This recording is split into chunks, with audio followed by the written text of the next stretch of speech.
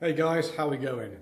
So, little short video, hopefully. I always say that and I go on for about 20 odd minutes. This one won't be, so don't panic. This one is just simple. Mental health and fitness, they really go hand in hand. There is no divide between the two.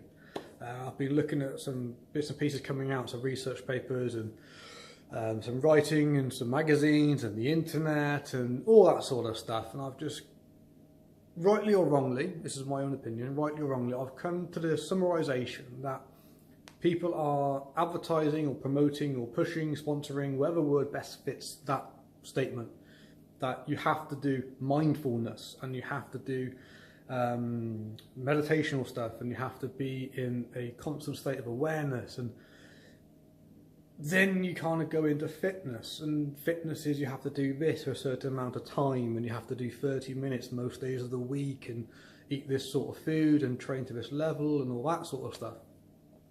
And they're being sold as two separate packages. They're kind of two separate things on their own. And that's wrong. It is. And ask any fitness professional who's got a standard and they will say mental health and physical fitness go hand in hand in most cases. Obviously you've got the severe end of mental health and then you've got the severe end of physical ability. But there is a marriage in the middle where most people will fit in. Most people will come into this bubble and they will fit in there. You can do your reflective thinking whilst out on a run. You can be mindful whilst lifting weights. You can be in a relaxed state whilst doing circuit training. You haven't got to have a separate kind of thing each time and you're having to spend 20 minutes doing this and then you've got an hour of doing that and then you've got to make time for yourself. Well, no, do both at the same time. And reflective thinking and mindfulness and those big words people are putting out there, they're great and they do a lot of good. I do it myself, I do a lot of it myself. But I've realised as well, they're trying to make that really complicated. It's almost like somebody's trying to do CBT or NLP to a mass audience of people. They're trying to say one brush and just go over everybody. And that doesn't really work because everybody's got different problems, different issues, different resistances, different coping strategies, different levels of stress. And you can't just tar everybody with the same brush. You can't give all that out. The best way I feel about doing reflective thinking and mindfulness and everything like that is just keep it incredibly simple, because most people, again, don't need to have a specific kind of treatment. It's about making time for yourself, it's about making time for your family, it's about making time and energy to do the things you want to do. A great thing that that helped me, is helping me as well, is actually having reflective thinking, being mindful of my around surroundings, but taking action as well. Because you can meditate and you can be mindful all you want and you can have a level of mental health, but if you don't take action, you're wasting time. You need to do both, It's like exercising and then going out and having a carvery every time you've done a press up. You're still going to get fat. If you're doing just reflective thinking and you're going, oh, I wish I'd done this differently. Yeah, that's how I would have done it. And don't do anything about it. Or you go, oh, I'm getting a bit chubby. I really, visualization, that's what I've got to do. I'm not fat, I'm not fat, I'm not fat, I'm not fat, I'm not. You're fat because you're not doing anything. You have to go, yeah, I'm getting a little bit on the bigger side now. My clothes don't fit as nice. I'm tired walking up the stairs at work. My diet's not great. Bearing in mind, nobody knows what diet is anymore.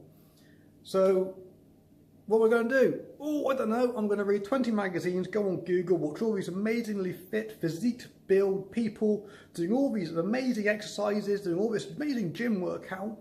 I'm going to follow none of their programs. I'm going to take none of their advice. I'm going to take all of their advice. And I'm going to confuse myself in about 5 seconds flat. Well done, you've just wasted more time. Keep it really simple. Have reflective thinking. Did I do any activity today? No. Take action. I'm going to go for a 20-minute walk. Well done, you took action. That's all it takes. It's how could I have coped better at work? Well, when Joe spoke to me about the printer paper not being the right way round, instead of going, oh, you're an arse, and walking off, I could have just said, I appreciate your feedback, Joe, thank you very much. Next time it's my job to do that, I'll make sure the printer paper is in the right trays. Done. You've thought about it, you've taken action, you've told Joe, who's really,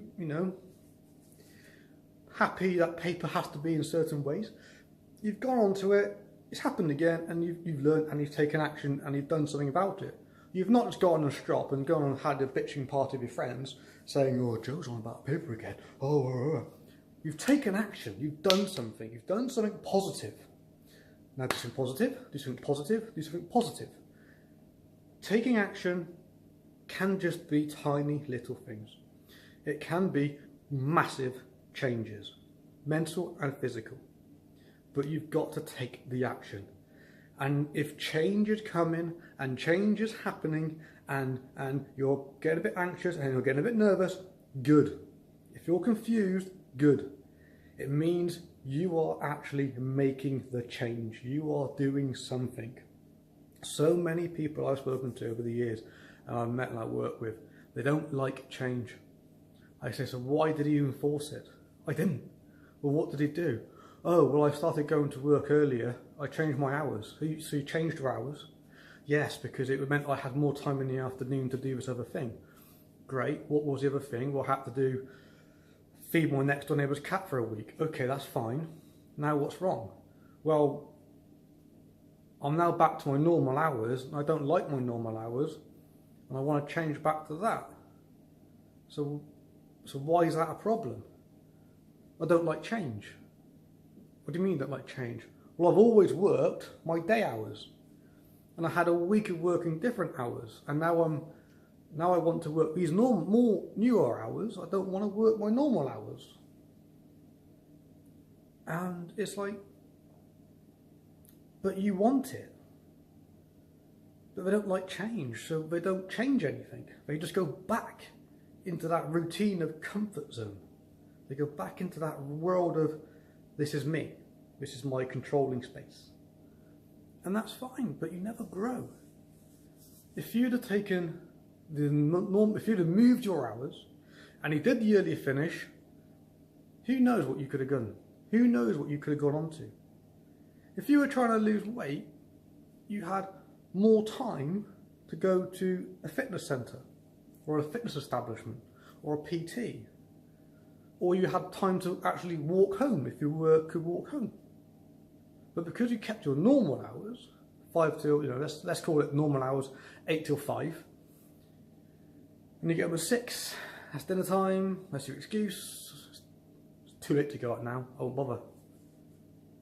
But if you just moved those hours and allowed for those extra 2 hours between 3 and 5, that's 2 hours you would normally be in at work where you could have done something else. But because you don't like change, you went backwards. So, mental health and physical exercise go hand in hand. You don't have to run marathons. You don't have to lift Eddie Hall, Terry Holland weights. Just do something. But as you're doing it, be reflective of your day. Think about the positiveness, think about the negativeness, think about what you could do differently, think about how you could handle things differently. Think about past experiences where you've had similar outcomes and think, I'm getting the same outcome. Why am I getting that same outcome? And when you're exercising, your brain cleans itself, your body cleanses itself. It feels better. You get energy from exercise. And then you think clearer. Everything becomes a bit easier. You haven't got to go nuts. You haven't got to start changing your entire schedule to go to a gym 7 days a week for 2 hours. You're wasting your time.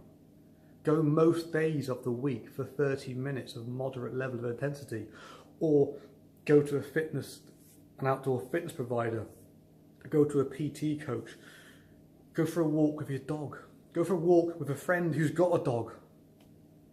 Find a reason to get out, find a reason to go and do something. But when you're out, actually be reflective in your day. Think about what you want to change, think about what you want to move forward with. Think about experiences of the day and how you can reflect on that, or past experiences that you can bring forward to new lessons learned. That's what it's about. It's not about being weird and listening to music and having lavender oil around you and, you know, the sounds of a unicorn singing in the corner of the harp. It's just about being aware of who you are and about what you're doing to you. Are you damaging you, or are you developing you? Are you growing as a person or shrinking as a person? Are you getting stronger as a person or weaker as a person? All little things we need to work out. Anyway, take care, guys.